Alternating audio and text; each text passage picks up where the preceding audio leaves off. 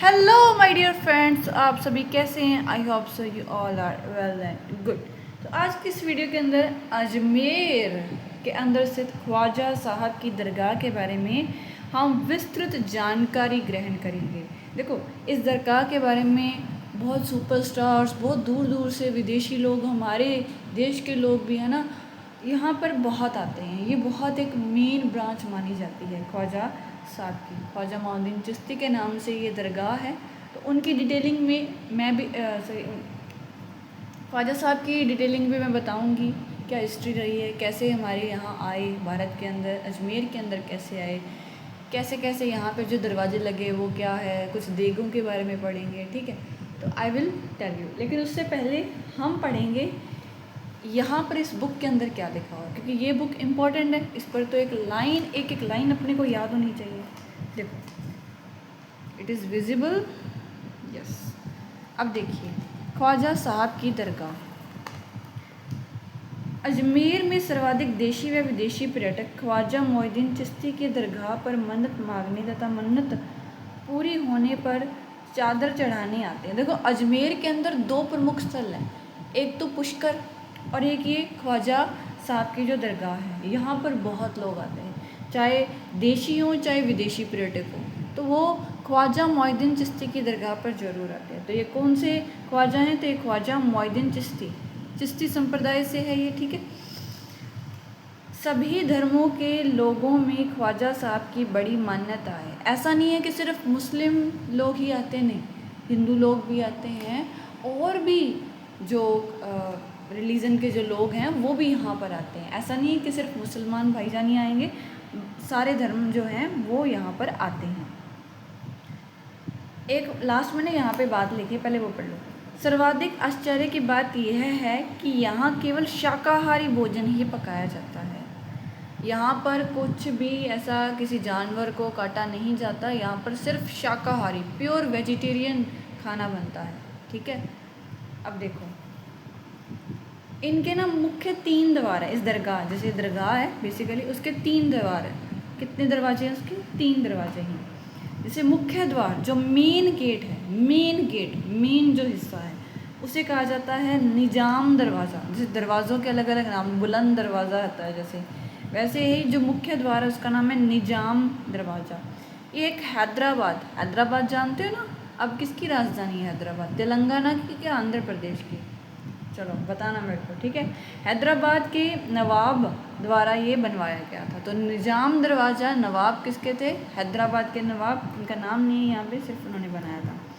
मुग़ल सम्राट शाहजहाँ द्वारा शाहजहानी दरवाज़ा। मुग़ल सम्राट थे शाहजहाँ, किसके बेटे थे शाहजहाँ? बताओ, जहांगीर के क्या अकबर के? शाहजहानी दरवाज़ा बनवाया। और सुल्तान महमूद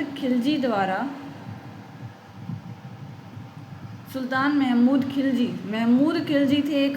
ठीक है, पिछली वीडियो के अंदर मैंने महमूद गोरी का नाम लिया था या सुल्तान इल्तुतमिश का नाम लिया था, याद रखना। गोरी ने क्या किया था, उसके जो सेनापति थे ऐबक ने, वो जो संस्कृत पाठशाला थी उसको ढोकर उसको तब्दील कर दिया था किसमें, एक उसमें क्या कहते थे उसे, अपने यार दरगाह के अंदर, अपने मस्जिद के अंदर, क्या बोल रही हूँ मैं भी, मस्जिद के अंदर चेंज कर दिया था। ठीक है, अब देखो, उर्स के दौरान दरगाह पर झंडा चढ़ाने की रस्म के बाद, झंडा चढ़ाने की एक रस्म होती है। ठीक है, मेला लगता है, मेले के दौरान दरगाह पर झंडा चढ़ाने की रस्म के बाद जब झंडा चढ़ाया जाता है, वो भी बताऊंगी झंडा कौन चढ़ाता है, यहाँ पे थोड़ा लिखा है वहाँ। उसके बाद जब उर्स कंप्लीट हो जाता है तो फिर उसके बाद बड़ी देग, 2 देगें होती, एक बड़ी एक छोटी। बड़ी देग के अंदर लगभग 48 किलोग्राम का जो है वो खाद्य सामग्री पकाई जाती है, और छोटी देग के अंदर 2240 किलोग्राम का खाद्य सामग्री पकाई जाती है, जिसे भक्त लोग प्रसाद के तौर पर बांटते हैं। श्रद्धालु अपनी मनोकामना पूर्ण होने पर भी इन देगों में भोजन पकवाते व बांटते हैं। अगर कोई श्रद्धालु को उसकी कोई मनोकामना पूरी हो जाती है तो वो यहाँ पर क्या करता है, ये जो भोजन पकवाते भी हैं और बंटवाते भी हैं कि उनकी कोई मन्नत जो है वो पूरी हुई है। ठीक है। देखो, ख्वाजा साहब की दरगाह कहाँ है? अजमेर के अंदर। ये ख्वाजा साहब कौन है? ख्वाजा साहब है ख्वाजा मोइनुद्दीन चिश्ती। ठीक है, ख्वाजा मोइनुद्दीन चिश्ती, चिश्ती संप्रदाय से, चिश्तिया संप्रदाय से या सिलसिले से, चिश्ती सिलसिले से, अजमेर के अंदर है, ये ऑलरेडी बता दिया। अब ये जो दरगाह बनी, इस दरगाह के निर्माता अलग अलग है। मतलब स्टार्ट किसी और ने किया था दरगाह को बनाना, और एंड किसी और ने किया था। स्टार्ट इल्तुतमिश ने किया था और एंड किया था गयासुद्दीन खिलजी ने किया था। मतलब जो दरगाह थी, दरगाह को कोई किसी प्रकार से हानि ना पहुँचे, है ना। ऐसे चलो ठीक है, ऐसे याद कर लो, बस नाम याद कर लो, कोई स्टोरी नहीं बना रही इसमें। इल्तुतमिश ने स्टार्ट करवाई थी और गयासुद्दीन खिलजी ने इसको एंड करवाया था। ऐसे याद कर सकते हो कि जैसे काम ख़त्म हो गया, किसने काम ख़त्म करवाया, किसने काम ख़त्म करवाया और कौन गया? गयासुद्दीन। और पूरा खिल कर गया, पूरा खुशी, राजी खुशी कि हाँ मैंने दरगाह बनवा दी है। ठीक है, इल्तुतमिश ने क्या स्टार्ट करवाई। ऐसे इल्तुतमिश को ऐसे याद कर सकते हो, ऐसे रहा नहीं जाएगा कुछ स्टोरी बनाने में। जैसे कि इल्तुतमिश में ऐसे याद कर सकते हैं, जैसे इल्लतें हम कहते हैं पंजाबी के अंदर, जैसे शैतानियाँ करनी, शरारतें करती, कोई बच्चा इल्लता करता है ना, तो वो उसने स्टार्ट तो कर दी, अब वो इल्लतें कर रहा था। अब बच्चों को काम याद दिया कि ये बच्चों ये काम कर लो, और वो खेल रहे हैं, अपनी मस्ती में मगन है पूरे। ठीक है, अब बच्चे काम थोड़ी करेंगे, स्टार्ट तो कर लेंगे लेकिन एंड नहीं उसका। तो स्टार्ट तो इल्लतें होगी, मतलब इल्तुतमिश ने स्टार्ट करवा दी, लेकिन जो ख़त्म करके गया वो गया गयासुद्दीन खिलजी, अच्छे से, है ना। अब देखो, इसके अंदर मैंने 3 दरवाजे वहाँ पर पढ़ाए थे, है ना। एक तो मुख्य दरवाज़ा, मैंने कहा था मुख्य है, क्या कहा था? मुख्य है। तो मुख्य दरवाजे का नाम क्या है? वो है निज़ाम दरवाज़ा। क्या है? निज़ाम दरवाज़ा, निज़ाम या निज़ाम। ठीक है, हैदराबाद के नवाब थे। ठीक है, निज़ाम, NSB। देखो इसको कैसे याद कर सकते हो, पर्टिकुलरली ये 3 दरवाजे कैसे, NSB याद कर लो, या नवाब शाह बुलंद है। एक नवाब है, ऐसे कहते हैं नवाब, ये नवाब, उस नवाब का नाम है शाह। नवाब का नाम क्या है? शाह। वो हमेशा बुलंदियों पर रहता है, नवाब शाह बुलंद, NSB या नवाब शाह बुलंद। तो ऐसे याद हो जाएगा। पहला जो मुख्य दरवाज़ा है निज़ाम, नवाब से निज़ाम थोड़ा याद रह जाएगा, निज़ाम। ठीक है, निज़ाम दरवाज़ा। दूसरा है शाहजहानी दरवाज़ा, जो शाहजहाँ थे उन्होंने बनवाया था। बुलंद दरवाज़ा का थोड़ा याद करना, ये महमूद खिलजी ने बनाया था। एक यहाँ पर गयासुद्दीन खिलजी था, देखो इसने भी लास्ट के अंदर वो खिल करके गया था, यहाँ पर भी कोई खिल कर जाता है, लेकिन वो होता है महमूद, जो मालवा का जो राजा होता है वो महमूद खिलजी जाता है। कौन? महमूद खिलजी, याद रखना, महमूद खिलजी बुलंद दरवाज़ा बनाता है। इसके बारे में और फैक्ट जानते हैं। अब देखो, इस दरगाह के बारे में जैसे अपन कहते हैं कि उर्स लगता है यहाँ पर। ठीक है, यहाँ पर क्या लगता है? उर्स लगता है। कब लगता है? कौन से मंथ के अंदर लगता है? तो मुस्लिम संप्रदाय का जो एक जो है हिजरी संवत होता है, तो उसका जो एक कैलेंडर, मुस्लिम कैलेंडर के अकॉर्डिंग रज्जब एक मंथ आता है। कौन सा मंथ आता है? रज्जब। रज्जब आता है 1 से 6 तक। क्या उनसे? 1 से 6 तक रज्जब, रज्जब याद करना। ख्वाजा साहब की दरगाह पर जो उर्स लगता है वो रज्जब को लगता है। पूरा रज जाएंगे। कैसे रज जाएंगे? देग खा कर रज जाएंगे, बहुत प्रसाद मिलेगा हमें। ठीक है, रज्जब में होता है, याद करो। चलो उससे पहले ये कि अभी जो 2025 के अंदर कितने नंबर का जो है वो उर्स लगा था, वो था 813वां। कितनवा? 813वां। कितना? 813। 13, 8, 13, 8 और 13। देखो ये लास्ट में ब है ना, ब को जैसे अपन 2 ऐसे बना सकते हैं ना, ऐसे और ऐसे 2 बन जाएंगे, तो 8, 8 और 13। ठीक है जी। वहाँ पर अपने बुक में पढ़ा था कि झंडा चढ़ाने की रस्म के बाद वहाँ पे प्रसाद बांटा जाता है, बड़ी देग और छोटी देग में। 4800 किलोग्राम और 2240 किलोग्राम, ये पढ़ा था। उससे पहले हमने झंडे वाली रस्म पढ़ी थी। और वो झंडे वाली रस्म जो है, सर्वप्रथम कौन लेकर आता है झंडा? गौरी परिवार आता है। गौरी परिवार कहाँ का? भीलवाड़ा का। गौरी परिवार कहाँ का है? भीलवाड़ा का गौरी परिवार है, वो झंडा लेकर आता है। उसके बाद देग की रस्म होती है, बड़ी देग छोटी देग, ये आपको पता है।